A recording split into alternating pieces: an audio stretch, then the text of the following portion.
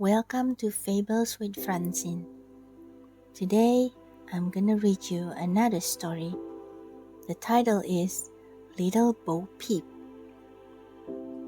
Little Bo-Peep has lost her sheep and doesn't know where to find them.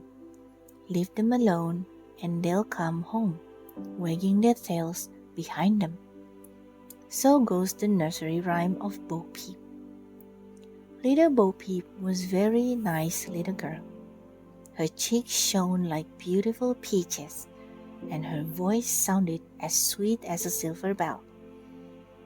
But although little Bo-Peep was a good and beautiful girl, she sometimes suffered setbacks that made her very sad.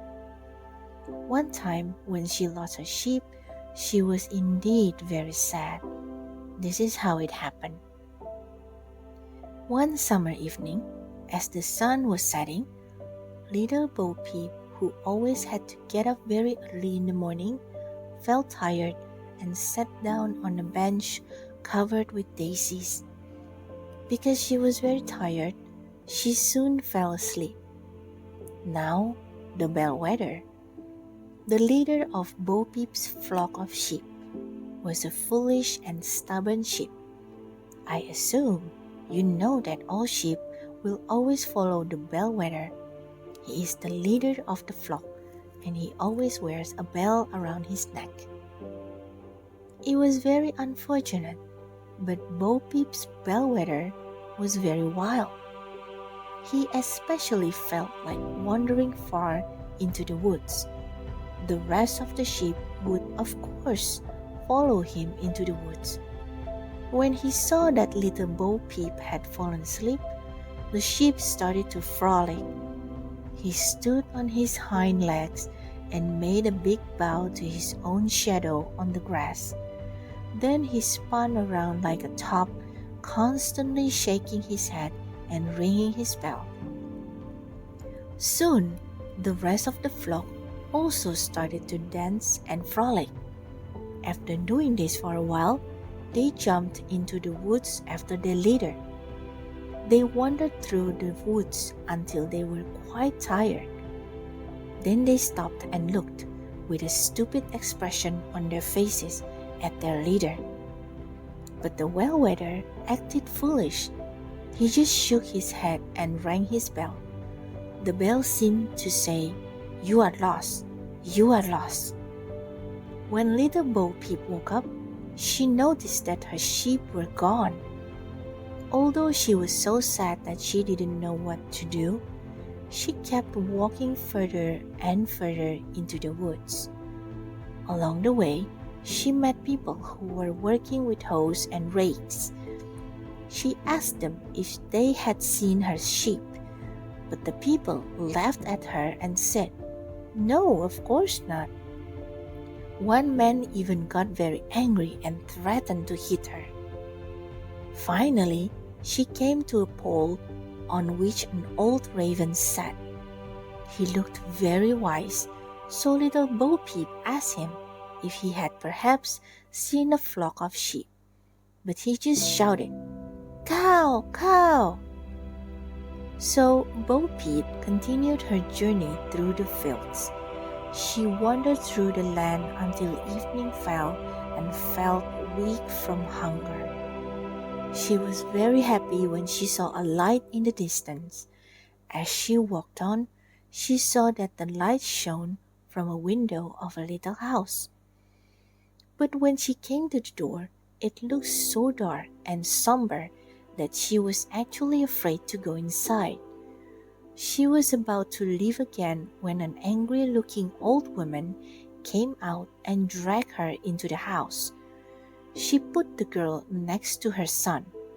The boy was very ugly, with a large red face and red hair. The old woman told him that she had brought Bo-Peep for him so that she could become his wife. But Bo-Peep didn't like the boy at all and quickly ran away when the mother and son were sleeping. But she didn't know where to go anymore and had almost given up hope of ever finding her flock of sheep when she heard something calling out from the tree above her. Tweet, tweet, tuo, tuo. It was a big owl, who, when he saw her, began flapping his wings with joy. At first, Bo-Peep was scared, but the owl seemed very friendly, so she followed him. He brought her to a little cottage where there was a plenty of food and drink. Then, to her great surprise, he began to speak and told her his story. You must know, dear girl, said the owl, that I am the daughter of a king and that I was actually a lovely princess. But I was turned into an owl by the old woman in the cottage because I refused to marry her ugly son.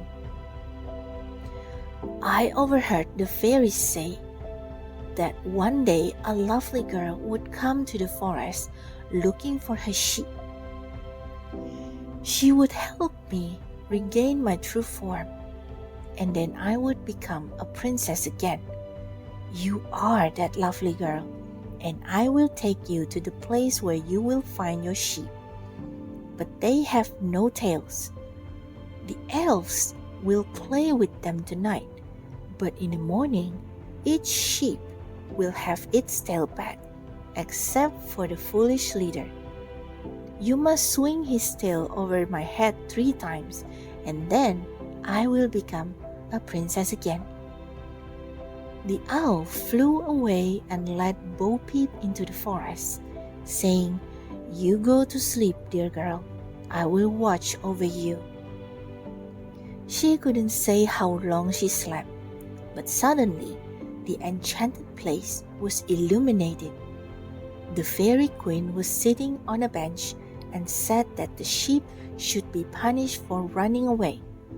Then Bo-Peep saw all her sheep coming to the enchanted place. Each sheep had an elf sitting on its back, holding a sheep's tail in its hand. After the elves had ridden around on the sheep for a while and had a lot of fun with them, the foolish game stopped. Each elf attached the tail back to the sheep, except for the leader's tail, which they hid in a tree. When Bo-Peep woke up, she saw the owl flapping his wings again, as if to remind her of her promise. So she took the tail out of the tree and swung it over the owl's head 3 times. Then the most beautiful princess you've ever seen appeared. The princess gave Bo-Peep a beautiful cottage, and the sheep never ran away from their kind owner again. That's all for today. Thank you for watching. Hope you guys sleep well, and good night.